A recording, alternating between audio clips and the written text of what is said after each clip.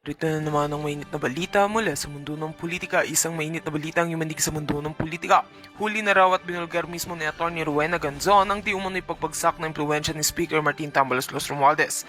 Sa isang panayam, hindi na napigilan ni Ganzon na ilahad ang umano'y mga sablay at kahinaan ng liderato ni Romualdez sa Kamara. Ayon sa kanya, wasak na ang kredibilidad ng ilang politiko, sabay patutsyada na tinawag niyang politiko. Ayon pa kay Atty. Ganzon, hindi umano totoo ang ipinapakitang pagkakaisa sa loob ng Kamara. Marami raw sa mga kongresista ang dismayado sa pamumuno ni Romualdez, lalo na sa usapin ng transparency at paggasta ng pondo. Binanggit din niya ang ilang isyu na di umano ipinasantabi ng liderato, gaya ng mga panukalang batas na para sa mahihirap ngunit tila matatabunan ng mga personal at pansariling interes. Hindi naman agad tumugon si Speaker Romualdez sa mga aligasyon, ngunit ayon sa ilang taga-suporta niya, ito'y walang basihan at halatang politika lang motibo. May ilan pang mambabatas na nagsasabing sinisira lang ni Ganzon ang imahe ng liderato dahil sa personal na hinanakit. Sa kabila nito, mas lalong lumakas ang panawagan ng ilang netizens na magkaroon ng investigasyon hingil sa mga paratang ni Ganzon. Sa ngayon, umaasa ang publiko na mabibigyan ng linaw ang isyong ito at magbibigay rin ng opisyal na pahayag si Speaker Martin Tambalos Los Romualdez. Samantala, patuloy naming babantayan ang mga susunod na kaganapan para sa mas makabuluhang balita, manatili lamang sa aming himpilan. At yan nga mga balitang ating pagkakatutukan, at kung bago ka pa lamang sa aking channel ay huwag kakalimutang mag-like, share and subscribe para updated ka sa mga bagong balita dito sa Tatak Pinas.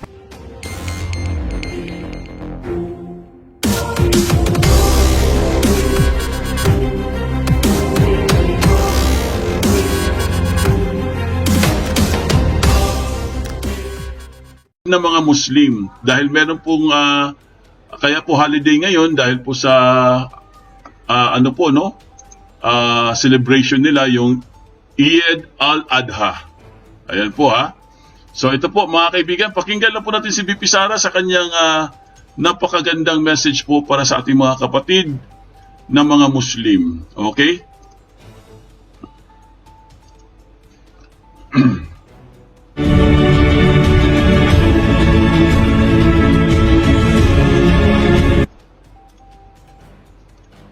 Ito po mga kaibigan, si VP Sara po ang kanyang message. Assalamualaikum warahmatullahi wabarakatuh. Madayaw, mayong adlaw kaninyong tanan. Magandang araw sa inyo lahat. Isang maligaya, pinagpala at makabuluhang Eid al-Adha sa ating mga kapatid sa pananampalatayang Islam. Sa okasyong ito, naway magsilbing paalala sa ating lahat ang kahulugan ng sakripisyo, pananampalataya at kabutihang loob. Mga bagay na mahalaga hindi lang sa ating pananampalataya, kung hindi maging sa ating pang-araw-araw na buhay bilang isang sambayanan. Ang diwa ng Eid al-Adha ay nagsisilbing paalala ng lakas ng loob, pagbibigayan at malasakit sa kapwa. Mga katangiang lubhang mahalaga sa kasalukuyang panahon. Ang aking pakikiisa sa inyo ay pinagtitibay ng kapatiran, paggalang at pagtanggap. Tanggapin sana natin ang biyaya ni Allah sa lahat ng panahon. Eid Mubarak! Ang lahat ng ginagawa natin ay para sa Diyos, sa bayan at sa bawat pamilyang Pilipino. Syukran! At po mga kaibigan, ang matinding message po ng ating Vice President Sara Duterte, Eid Mubarak po sa ating mga kapatid na mga Muslim. Ayan po, no? So, kaya po holiday ngayon dito sa Pilipinas dahil po sa may nagsa-celebrate po sila ngayon, no? Sa kanyang Eid Mubarak po mga kaibigan. At finally po, narinig na po natin si VP Sara, galing po siyang Netherlands, no? Medyo hindi po natin siya napakinggan ng medyo matagal din. May mga updates naman tayo sa Netherlands, no? Ng mga nakarang araw. Pero, ang pinaka-latest po mga kaibigan, nakabalik na po si VP Sara sa Pilipinas at ang alam ko, ang pumalit sa kanya ay si Hanelet po, no, ang itong ni Duterte. At saka, kung hindi ako nagkakamali, mukhang pupunta din po si Paulo Duterte doon sa Netherlands, no, sa The Hague. Kasi po ang alam ko, meron po silang celebration sa June 15. Ang June 15 kasi mga kaibigan is Father's Day. Kaya siguro meron silang, kumbaga meron silang mga gatherings dun no? Meron silang mga siguro, may mga konting salo-salo sa mga OFW natin doon, sa mga Filipino sa The Hague, sa Netherlands. So, aabangan din natin yan, guys, no? Dahil ang Father's Day po, mga kaibigan, very emotional talaga yan. Kasi biruin nyo, guys, no? Nakailang araw na po ang ating mahal na Pangulong Duterte sa ICC. Mahigit 80 days na po. Tapos, ang dami na pong dumaan. Dumaan na yung birthday niya. Tapos, ito, Father's Day naman. Di ba? So, nakakalungkot, no? Pero huwag kayong mag-alala, no? Sabi ko nga sa inyo, magdasal lang po tayo dahil gumagana naman yung dasal natin, no? Nagpapasalamat po tayo sa Panginoon dahil pinapakinggan po ang mga dasal natin. In fact, no? Ang ganda po ng balita, okay? Nabulabog po ang buong mundo, ha? Nataranta po ang Malacanang, ang palasyo, dahil si Donald Trump po, President Donald Trump, mga kaibigan, ay tinulungan na po, ha? Tinulungan po ang ating Pangulong Duterte, guys. Grabe, di ba? Ang ganda po ng balita, mga kaibigan. June 14 ba? Kasi ang Sunday po is Father's Day, ang alam ko eh. Ang alam ko, 15 is Sunday, Father's Day. Yes, Father's Day po, Independence Day po sa Pilipinas is June 12. Parang ganun yung alam ko diyan eh. So anyway, no, ito na nga, no. Nagpapasalamat po tayo once again kay President Donald Trump sa kanyang mga hakbang patungkol po dito sa pag-sanction ng ICC dahil sa wakas po, mga kaibigan, nakita na po natin ang result sa kanyang sanctions. Kanina po, binalita natin, 4 po ng mga judges, no? And this time, one of the judges, talagang sapul na sapul. Nayari po siya, guys. Ha? Itong judges na to, itong one of the judges, ito po, ipakita natin. Ayan, no? Ito po, isa sa utak. Ha? Utak siya or mastermind siya, mga kaibigan, na siya yung nag-order para arestuhin po ang ating former President Duterte. Kasi 3 pala sila, eh, oh. Yan, oh. Yung mga mukha na yan, oh. Itong nasa gitna, di ba? Kilala nyo yan. Ano bang pangalan nyo nasa gitna? Ano bang tawag niya? Yung nasa gitna, yung blondie yung buhok? Ayan po. Tandaan nyo yung mga mukha na yan. Okay, tandaan nyo. Yan po ang nag-order para arestuhin ang ating former president. Hindi po ito marites, ha? Ayan, no, basahin natin. May nakalagay naman dito, eh. Ayan, no. Lakihan natin para makita po ninyo kung anong nakalagay. Ayan, no. 3 female judges from the International Criminal Court signed, ha? Signed the arrest. Signed. Ano ba yon? Sila ang pumirma. Ayan, no. Signed the arrest warrant for former President Rodrigo Duterte for crime against humanity in connection with his bloody war on drugs. Ayan ha, tatlong Maria ng ICC. Tatlong Maria ng ICC. Wala na tong isa, di ba? Yung isa wala na to. Kumbaga, 2 na po ang wala dito, di ba? Ewan ko lang kung si Blondie, di ba? Alam po si Blondie parang wala na yata eh. Di ba? Opo, si Blondie po yung sa gitna, yung Romanian. Tama, yung hindi naliligo, siya yun. Okay, mga kaibigan, so paano yan? Isa na lang natitira. Isa na lang. Baka naman kukuha na naman sila ng bago. So hanggang sa maubos po sila, guys. Mahurot sila tanan. Wala na maiwan dyan. So, nagpapasalamat po talaga, no, ang buong sambayan ng Pilipino kay Mr. President Donald Trump. Dahil po sa kanyang agarang aksyon, ang bilis umaksyon ni Alam mo, bilib talaga ako kay Trump. Ang bilis umaksyon. Pag sinabi niya, mga kaibigan, kaya nga idol na idol niya si Pangulong Duterte. Itong si Trump, di ba, idol na idol niya? Parang ginagaya niya si Duterte, no? Kung ano ang sinabi ni Trump, mga kaibigan, pag sinabi niyang sanction ka agad.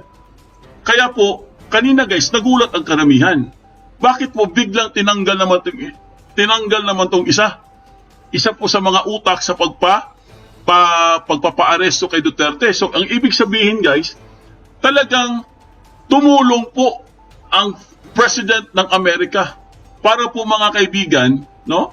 Ito po syempre guys, ano bang ibig sabihin yan? Ano bang ibig sabihin, di ba?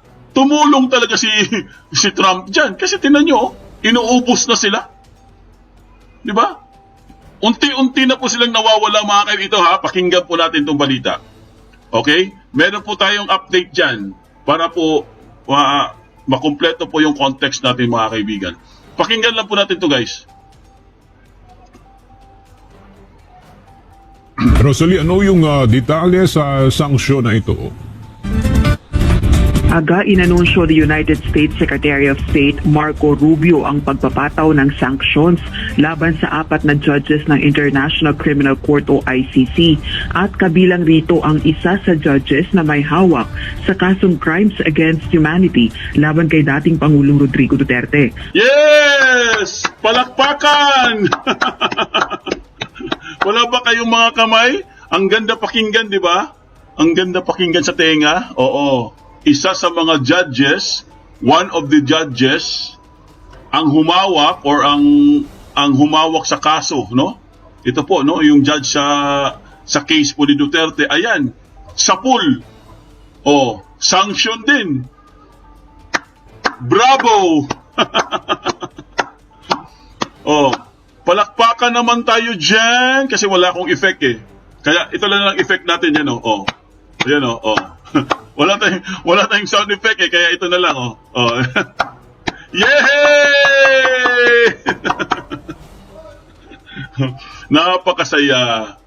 Kaya nga sabi ko nga sa inyo guys, ang gaba di magsaba, a day of reckoning, di ba? There will be a day of reckoning.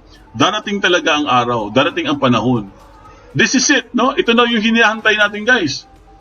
Dahil palihim lang po yan, no? Tahimik lang po si Trump. Pero talagang tinutuon niya.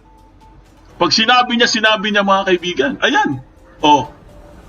So baka sa mga susunod na araw mga kaibigan, baka yung ICC na isarado niya. O ano? Dare kayo? Dare kayo kay Pudinet? Pustahan tayo? Ano sa susunod na araw, sarado na ang ICC. Ha? Abolish na. Malay mo, ha? Magdilang anghel tayo, di ba? Kasi po, mga kaibigan, wala naman talagang silbi yan eh. Kahit sino po ang tanungin nyo, kahit mga international lawyer, mga international or mga professional, mga expert, na mga political analyst sa ibang bansa, ganun din ang sinasabi nila. Walang silbi ang ICC. Bakit may ICC? Di ba? So ito po, pakinggan po natin guys.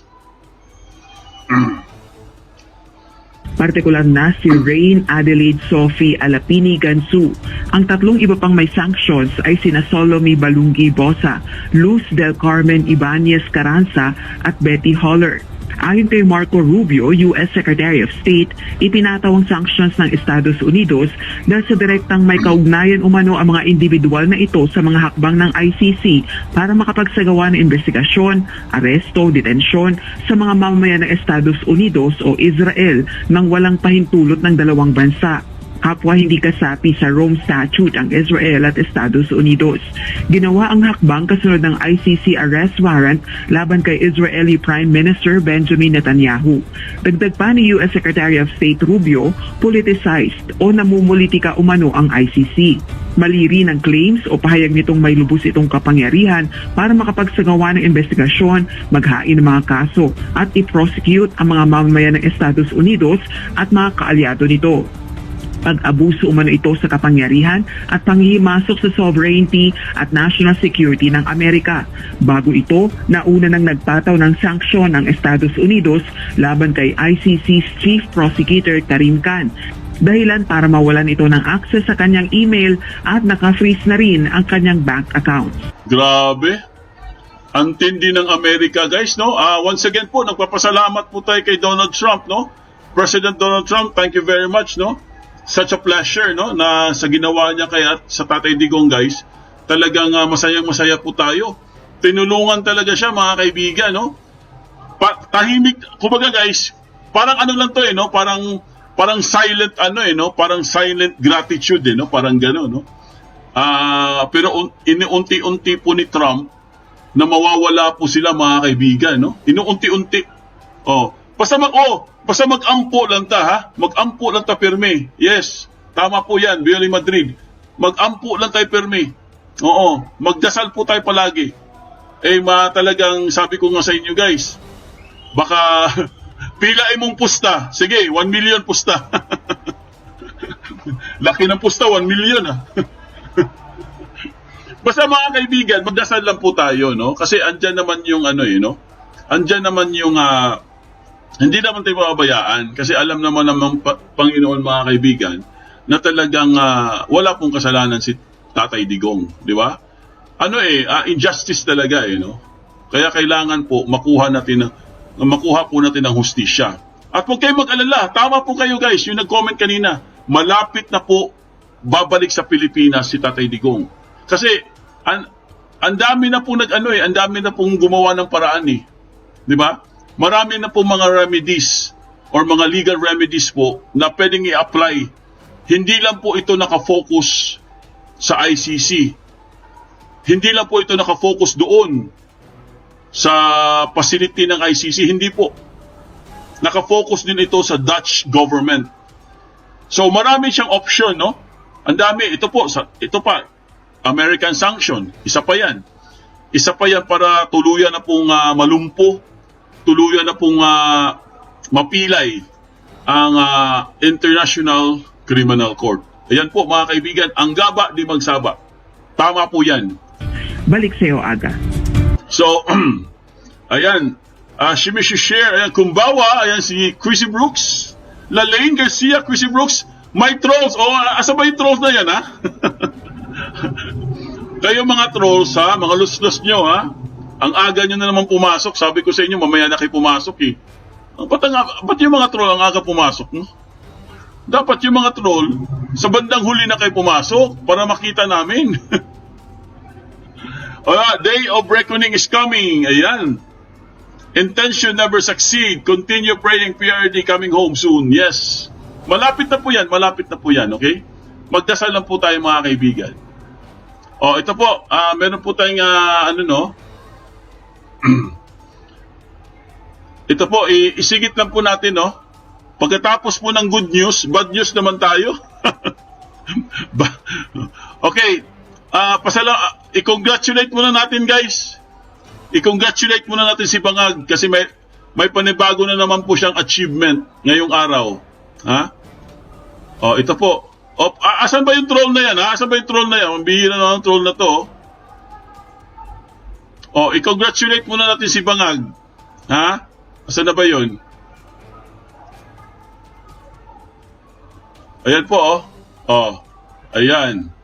Congratulations, Bangag.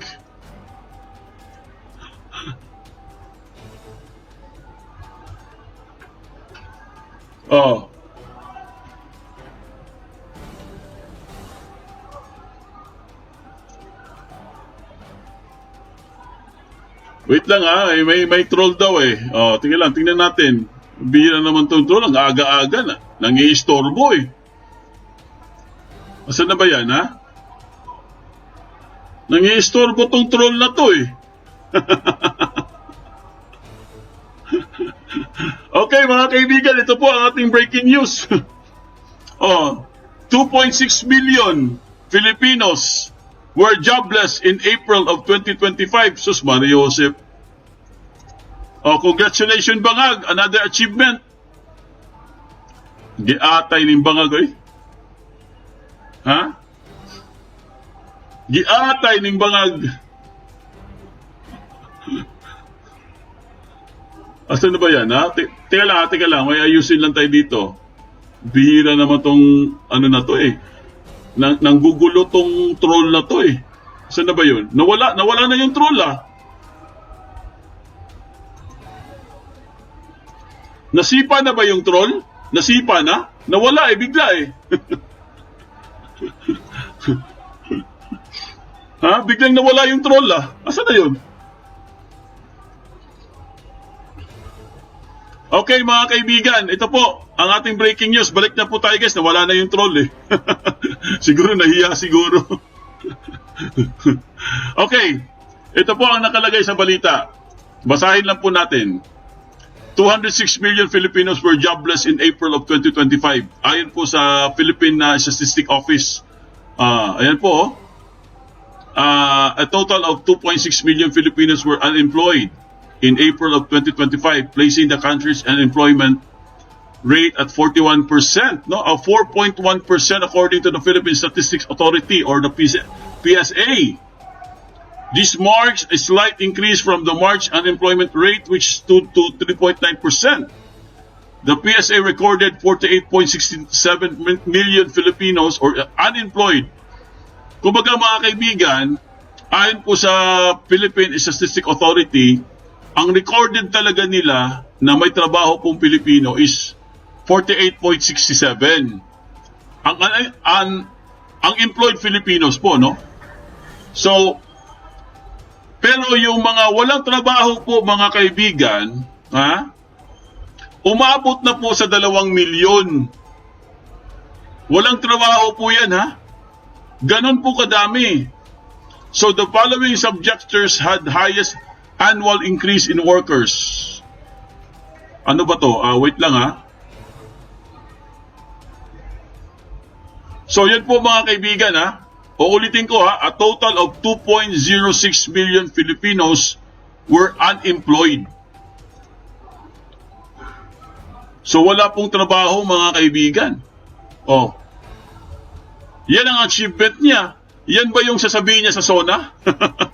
Kasi malapit na yung SONA niya Ano sasabihin niya sa SONA? Ang dami pong jobless ngayon Di ba?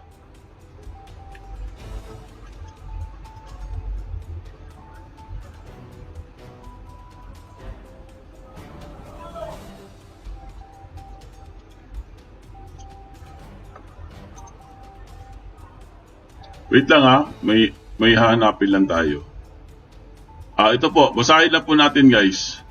Despite the slight uptick in unemployment, the Philippine labor market continues to demonstrate resilience amid global headwinds. We remain on track to meet our target unemployment range of 4.4 or 4.7% set under the Philippine Development Plan. Ayan. So,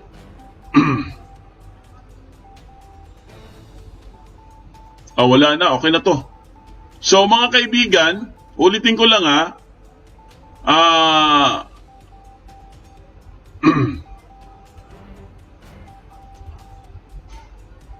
So, ang rate talaga niya guys is 4.1%. So, napakababa po talaga mga kaibigan. No? According po sa PSA, napakababa po. So, ibig sabihin guys, mas dumami ngayon ang jobless kaysa sa last month po, ang ayon po sa PSA. Imagine niyo guys, no? Ang dami na pong walang trabaho. Di ba?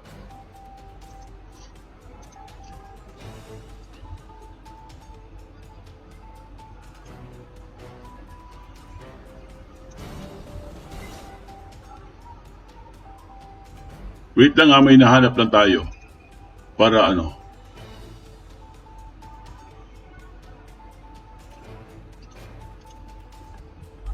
Wait lang mga kaibigan i-play lang po natin itong kay Tevez po. Para ma-update kayo mga kaibigan.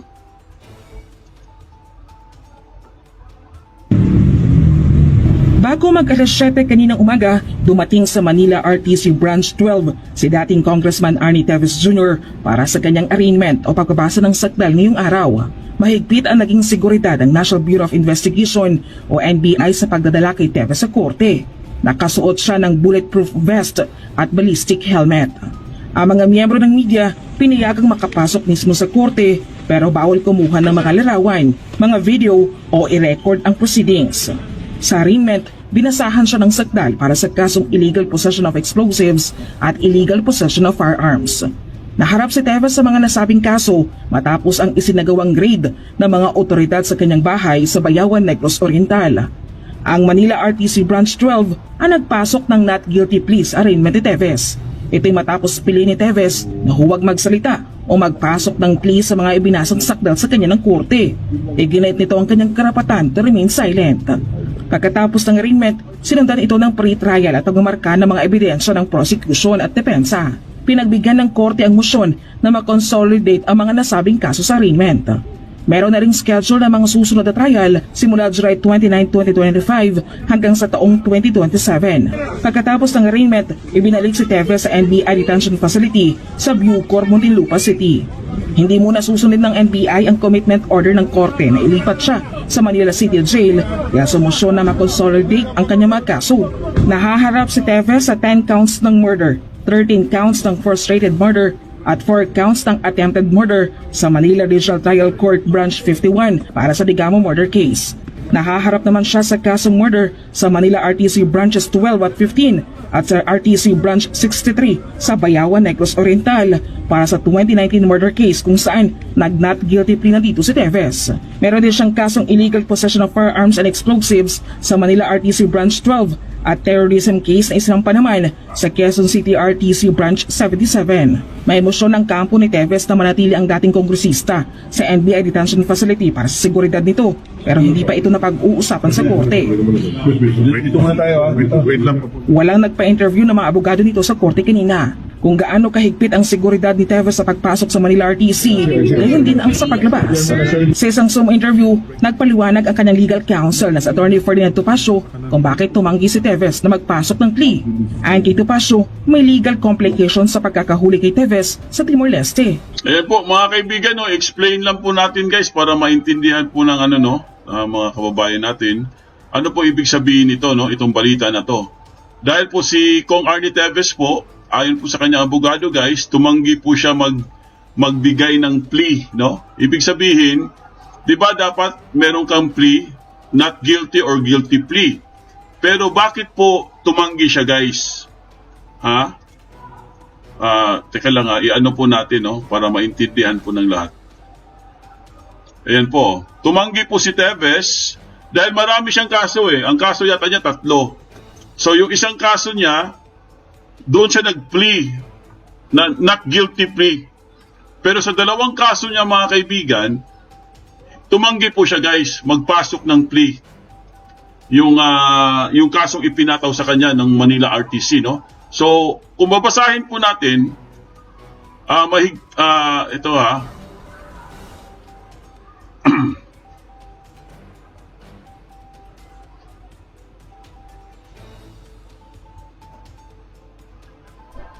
Ayan po mga kaibigan, sa isang Zoom interview, nagpaliwanag si Topacio kung bakit tumanggi si Teves na magpasok ng plea. No? Ayon kay Topacio, may legal complications sa pagkakahuli kay Teves sa Timor-Leste. Ibig sabihin guys, questionable yun. Dahil po, kung naaalala nyo, lahat po ng request ng kampo ni Teves, no? Lahat ng request niya sa Timor, pinanigan po ng Timor-Leste mga kaibigan.